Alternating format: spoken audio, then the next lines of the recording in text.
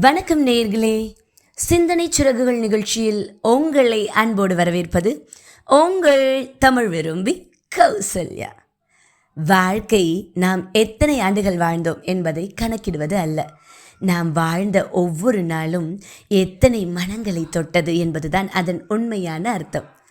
காற்று வீசும்போது மரங்கள் வளைந்து கொடுக்கின்றன, ஆனால் வேர்களை விட்டு கொடுப்பதில்லை.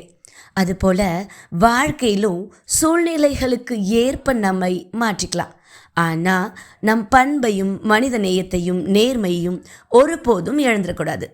ஒவ்வொரு விடியலும் நமக்கு சொல்லும் செய்தி ஒன்றுதான்: இன்னும் ஒரு வாய்ப்பு உனக்காக காத்திருக்கிறது. நேற்று தவறவிட்டதை எண்ணி வருந்துவதற்கு பதிலாக இன்று செய்யக்கூடியதை முழு மனதோடு செய்வதுதான் வாழ்க்கையோட அழகு. நம்மளுடைய பயணத்தை பிறரோடு ஒப்பிடத் தொடங்கும் தருணத்தில் நம்மளுடைய மகிழ்ச்சியை நாமளே இழந்துடுறோம். ஒவ்வொருவருக்கும் ஒரு தனி பாதை இருக்குது. அந்த பாதையில் நம்பிக்கையோடு நடப்பவர்கள் தான் ஒரு நாள் தங்களுடைய இலக்கை அடைகிறாங்க. அதனால் வாழ்க்கையை நேசிங்க, மனிதர்களை மதிக்க கற்றுக்கோங்க, கற்றலை நிறுத்திடாதீங்க, நம்பிக்கையை இழந்துடாதீங்க.